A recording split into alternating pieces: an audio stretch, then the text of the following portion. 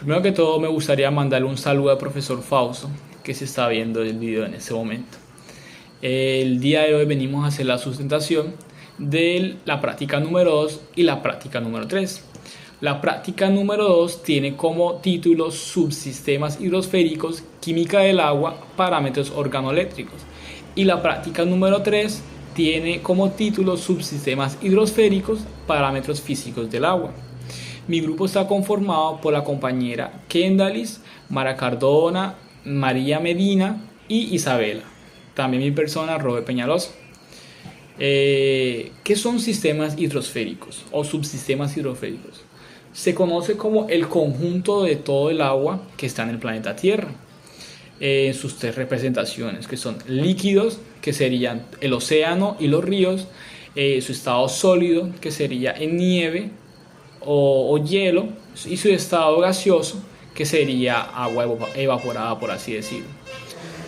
Los parámetros físicos de agua son características medibles que nos ayudan a conocer el estado del agua. Parámetros como la temperatura, la turbidez y la conductividad nos ayudan a diagnosticar o, por así decirlo, llegar a la conclusión de que un agua o un cuerpo de agua es apta para el consumo humano. Así, los parámetros organoeléctricos del agua son aquellos que se perciben con los sentidos: olor, sabor, color y aspecto.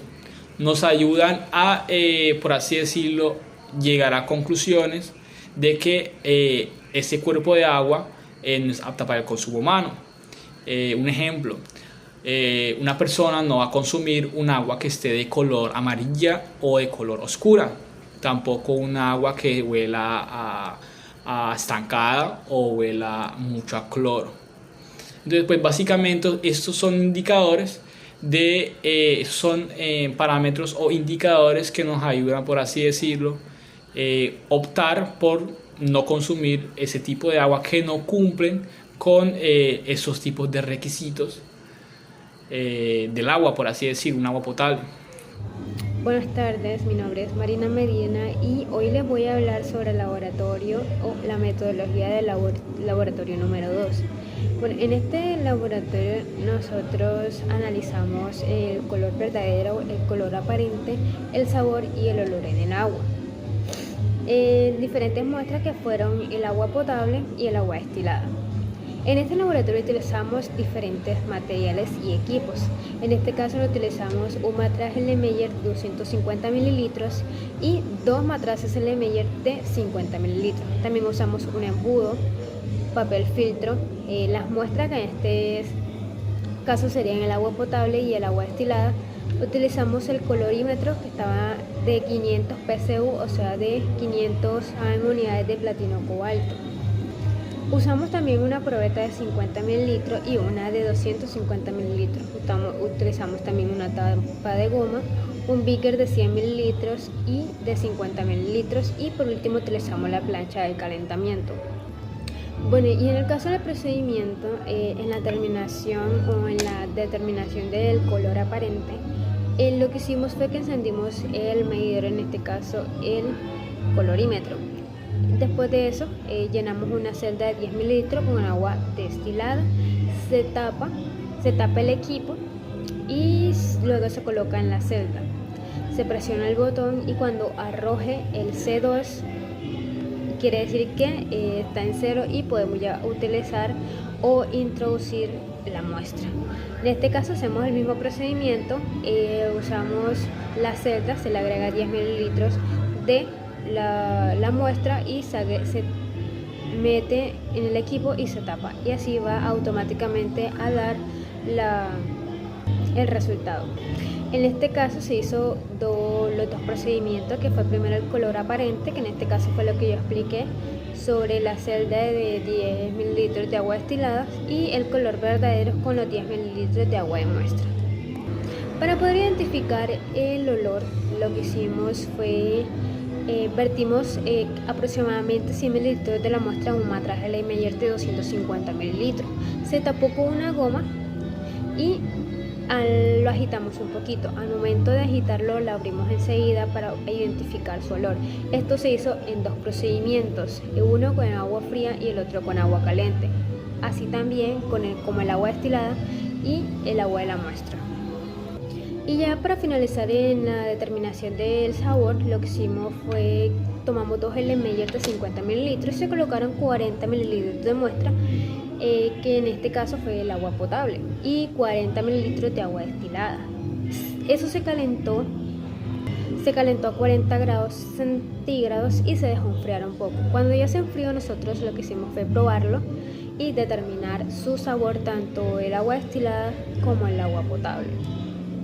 En la práctica del laboratorio 3, la metodología que se implementó para cada uno de los parámetros fueron los siguientes. La determinación de conductividad. Primero se ajustó el conductímetro, o sea, lo calibramos para que todo estuviera funcionando correctamente. Sumergimos el sensor adentro de la muestra y anotamos su resultado de conductividad. Para la determinación de turbiedad, se preparó la muestra, se llenó 10 mililitros de la muestra en una cubeta hasta el aforo. Luego se procedió a limpiar la cubeta para que no quedara sucio y no hubieran errores. La colocamos dentro del turbinímetro y anotamos la turbiedad en unidades nefeloméricas. Para la determinación de sólidos totales, se pesó inicialmente la cápsula de porcelana vacía, luego se añadió la muestra y con ayuda del horno de calentamiento la pusimos ahí hasta que se evaporara completamente. Luego pesamos nuevamente al enfriar y así obtuvimos los sólidos totales. Para los sólidos disueltos se filtraron 50 mililitros de muestra con un papel filtro. Luego se virtió el filtrado en una cápsula pesada y con ayuda del horno de calentamiento hasta obtener la evaporación, siguiendo el mismo procedimiento para los sólidos totales. Los sólidos suspendidos se determinaron por diferencia, es decir, los sólidos totales menos los sólidos disueltos. Los sólidos sedimentables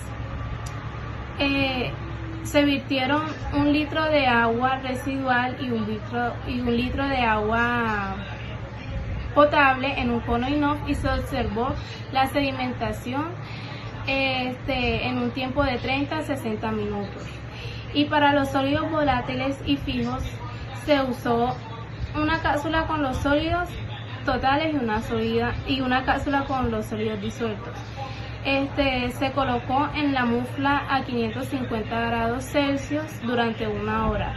Luego, para el pesado final, se dejó enfriar y se pesó nuevamente para obtener estos sólidos volátiles y fijos.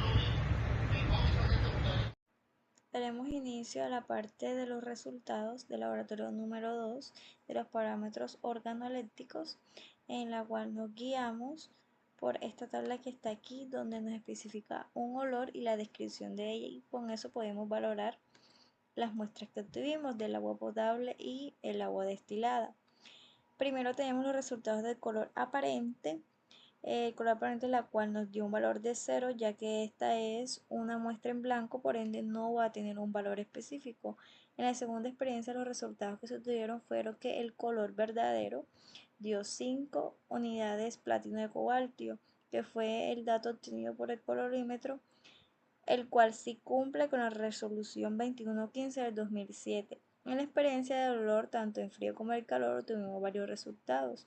El agua potable, en el olor en frío tuvimos un olor apreciable a cloro, y en el olor en caliente percibimos un olor similar al agua estancada. En el agua destilada, en el olor en frío destacamos un olor a caucho quemado, y en el olor en caliente percibimos un olor a acre. En la experiencia del sabor obtuvimos dos tipos de sabores. En el agua destilada obtuvimos un sabor a acre, y en el agua de muestra, en este caso el agua potable, no tuvimos ningún sabor. En este caso se podría decir que es un sabor indescriptible. Por lo tanto, según la resolución 2115 del 2007, el color está estipulado menor o igual a 15 unidades del color verdadero. El olor es agradable o aceptable, sin ser ofensivo claramente. El sabor agradable o aceptable, sin sabor extraño. Para el agua destilada no aplicaría esta norma porque no es para consumo humano directamente. Continuamos con los resultados del laboratorio número 3, que son los parámetros físicos del agua, que serían la conductividad, salinidad, sólidos totales, disueltos, temperatura, turbidez, y la normativa aplicaría para esta. Hicimos 2 tablas donde registramos 3 veces la toma del agua residual, 3 veces el agua potable, y lo resumimos en otra tabla final donde se sumaron cada parámetro y se dividió en los números de datos obtenidos, y donde podremos decir que el agua potable en la conductividad en la normativa 2115 del 2007 no especifica valores límite. En la salinidad tampoco especifica un valor límite en esta norma. En los sólidos totales sí, menor o igual a 1000 miligramos sobre litro, podemos decir que se pasó, entonces no aplicaría. En la temperatura es menor o igual a 25 grados centígrados, recomendado, no es un límite obligatorio, podemos decir que sí aplicaría. En la turbidez es menor o igual a 2 unidades fenométricas de turbidez, entonces sí aplicaría para esta normativa. Pasamos al agua residual, donde la conductividad no aplica, no tiene valor. En la normativa 631-2015, en la salinidad tampoco aplicaría. En los sólidos totales disueltos no aplica. En la temperatura, si tiene un valor menor o igual a 35 grados centígrados, tenemos aquí 27, sí aplicaría para esta norma. Y la turbidez no aplica, no es un parámetro exigido. Pasamos ahora en los sólidos totales y los disueltos, en la resolución 2115 en los sólidos totales no aplica. En cambio, los sólidos disueltos totales sí, que es menor o igual a 1000 miligramos sobre litro. En los suspendidos no aplica. En los sólidos fijos tampoco. En los sólidos volátiles no aplica. En los sólidos suspendidos corregidos no aplica. No hay un valor establecido para ello. Por lo tanto, todos modos hicimos los cálculos requeridos, donde se reemplazaron estos valores con las tomas que hicimos. Tenemos una constante de 1000 y los reemplazamos y obtenemos esos valores para cada tipo de sólido. El cuestionario de la práctica número 2, el punto A dice: ¿por qué debe percibirse el olor de la muestra en frío y en caliente para evaluar este parámetro? Primero que todo se debe percibir. ¿Por qué? Porque la muestra en frío, al momento de aplicarle calor a la muestra, los compuestos volátiles tienden a oxidarse o liberarse, por así decirlo. Entonces, por eso es que pudimos ver que en la muestra en frío el agua olía como a cloro normal, y al momento de un tipo de cloro, y al momento de aplicarle calor pudimos oler como el agua oliese como un poquito de agua estancada. Esto es porque al momento de aplicarle calor a la muestra de agua, los compuestos volátiles tienden a liberarse, y esto ocasiona estos tipos de cambios. Por eso es que es importante, por así decirlo, evaluar la muestra en calor y en frío. La pregunta de la práctica número 2 nos dice: ¿cuál sería la consecuencia del consumo o utilización de aguas en malas condiciones organolépticas? Como estábamos diciendo antes, primero que todo, las condiciones organolépticas es una forma de percibir el estado del agua, por así decirlo. Es una forma muy clásica o básica de percibir el estado del agua. Entonces, pues si el agua no cumple con, por así decirlo, el olor, el sabor o el color, obviamente ese cuerpo de agua no es apto para el consumo humano, ya que a simple vista, no cumpliendo este requisito tan básico, podemos llegar a la conclusión de que ese cuerpo de agua está contaminado, pueda tener microorganismos, puede tener algún tipo de contaminación, y así puede ser perjudicial para la salud consumir esos tipos de agua. En la pregunta C del laboratorio 3 dice, ¿qué significado sanitario tiene la turbidez? Bueno, la turbidez es una medida del grado en el cual el agua pierde su transparencia debido a la presencia de partículas en suspensión, contaminantes, entre otras. Cuanto más sólidos en suspensión haya en el agua, más turbia se verá el agua. Entonces esto puede ser un indicador de que el agua esté contaminada y puede representar riesgos para la salud, ya que estas partículas pueden tener bacterias, virus y podrían afectar nuestra salud. Entonces la turbidez es un parámetro que ayuda a determinar si el agua es apta o no apta para el consumo humano.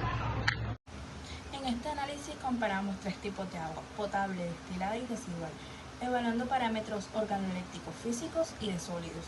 Primero, en los parámetros organolépticos observamos diferencias en el olor y en el sabor. Por ejemplo, el agua potable tenía olor a cloro en frío, lo que indica desinfección, pero al calentarla el olor cambió. Agua estancada, lo cual podría deberse a problemas en el almacenamiento o la distribución.